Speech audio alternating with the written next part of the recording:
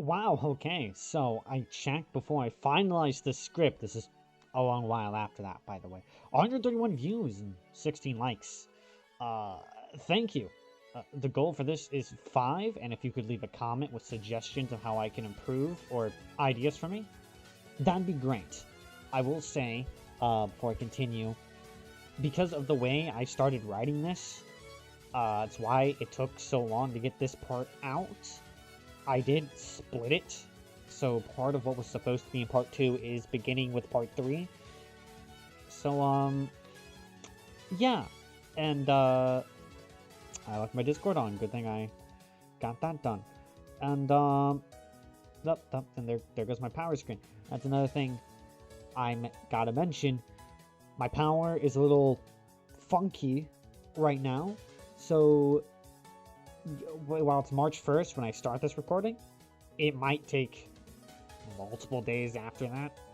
So, hell, for all I know, you might not get this until the 3rd or the 4th. So, thank you for understanding, and let's continue with this episode of What If Touhou Was in Dragon Ball? Training to the next level, the busty martial arts master. Reimu and Goku arrive back home on the Flying Nimbus. Minako welcomes her children, giving them hugs and talking about their adventures. For anyone who doesn't remember, this is a fan character in the Touhou community, which acts as Reimu's mom, which I decided to use for the sake of the story. They tell them almost every detail, and Minako makes some peculiar sighs at the mention of the 9-ball squad and Master Roshi. They rest a little, but Minako has them training for too long. Minako takes note one of her children is much better at the Hakure style than the other. She tells Goku that he should try training with Master Roshi, so that he can take a break from the training there and come back refreshed. Reimu is confused, but Minako explains that Reimu's power will increase just fine, or even more so. Goku accepts his mother's advice and flies to the direction that she says Master Roshi is, on the Nimbus. As Goku's journey begins, Minako explains to the remaining Reimu what her training enlightens. For starters, she puts Reimu through physical endurance. This takes about a month. Afterwards, Reimu would learn the art of manipulating her ki. While her amulets and orbs already did this, as well as the Kamehameha, she needed to be even better. She had to form the shape of her amulets and use them like she normally would, only in between her fingers. After months, she learned to make blade-like ki attacks between her fingers. However, it wasn't the shape she wanted. They were more like knives than amulets. She would have to continue practicing. Finally, she had the hardest technique to learn yet: flight. Reimu tried her hardest, but by the time of the World Martial Arts Tournament she was unaware she was training for, she could only learn how to hover. Still an advantage over many of the fighters that would come, even if she was unaware of that yet. With Reimu's training out of the way, let's look at Goku's.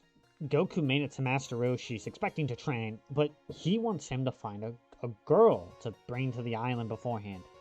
Krillin then arrives, and they both go out of their way to find the woman. Goku senses something.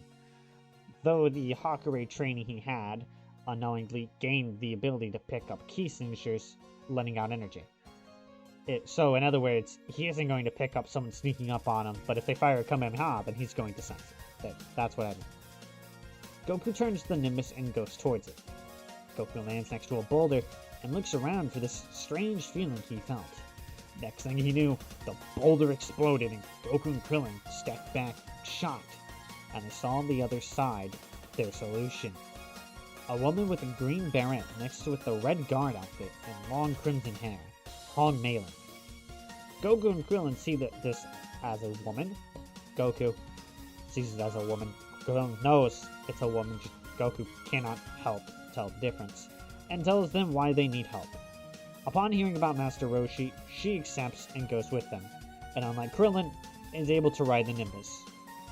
In case you're wondering how Goku can't tell if someone's a woman or not, Goku has never seen so much fat on one chest, so he was quite a bit confused. Okay, so a little intervention here between the pieces.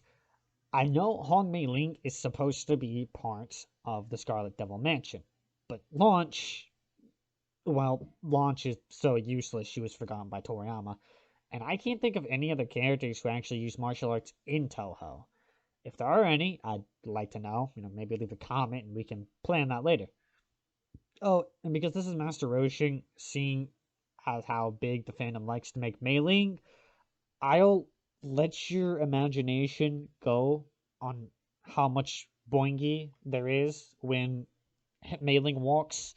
Uh, Personally, uh, I'm not thinking coconuts, but I'm not thinking apples either. I'll let you decide what that means as well. But her size is up to your interpretation. Just know that it's big enough for Roshi to have a nosebleed. After Master Roshi has to clean up his nosebleed and Mei Ling puts on their uniform, being too tight for her initially, their training proceeds. Training pretty much went the same as it did in Canon to them, only with Mei Ling joining, increasing their rate of power increase. As you know, the more training partners you have, and the more powerful they are, the more you grow. Hong would also pick up on the Kamehameha, but I feel like you could make the argument she wouldn't. She does not use it in this part for spoilers, but if you think she would have picked up the Kamehameha, again, leave a comment. The World Martial Arts Tournament comes around and our contestants are ready. The group has a run-in with Yamcha, and while he's gotten a lot stronger, he really doesn't stand a chance. Let's take a recap of our tournament participants. Goku, Krillin, Raymond, Hong, Roshi, and Yamcha. 6 of the 8 participants are already in, and because of that, I put everyone on a tournament bracket generator, and we'll use that for the results. That's right, everything is completely random. Roshi could fight Goku on round 1, but don't worry, because that didn't happen. In fact, the first round is Goku versus Nam. Nam and Goku both do respectful bows before getting into position. The two fighters dash across and start to fight. Goku dashes forward and went for a punch, which Nam dodged by jumping into the air and doing a dive kick, which Goku also dodged. Nam countered with a flurry of kicks, but Goku blocked them all and countered with his own flurry of punches, which Nam also blocked. A lot of counters going around here. Nam jumped over Goku and tried to bring his foot down on his head, but Goku narrowly dodged and countered with a spinning kick. A lot of counters. Again, wow, sheesh. Nam was knocked to his knees, but they both repositioned their stances and got themselves ready for a second confrontation. This time, Nam ran and attacked Goku. Goku narrowly dodged multiple attacks and hit Nam in the abs with a knee. Goku cupped his hands together and fired a Kamehameha at Nam, knocking him out of the arena. The crowd cheered and Goku moved on to the next round, which I was going to do a whole nother video clip for this, but I'm going to be very quick about this. The next fight is Master Roshi dressed as Jackie Chan against Hong. I want to say this was a good match, but, well, Hong's is, assets, and with Roshi being powerless to the power of anime booba, he gets knocked out. Poor Master Roshi. To end this part, I know, a little short, but I mean, this took a lot of writing to do.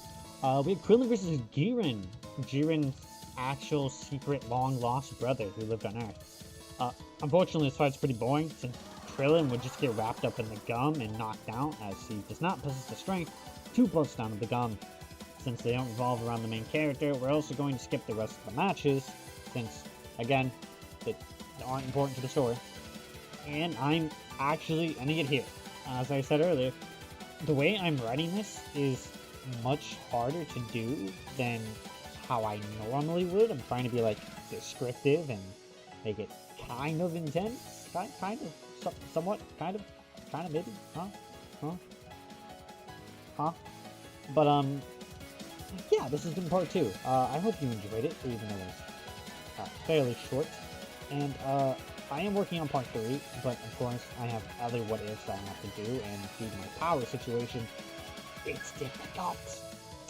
So, yeah, you have a good day. Leave some comments about what I can do better, or how I am a disgusting, degenerating, non-Touhou fan pervert for giving Hong melons. Yeah, have a good day.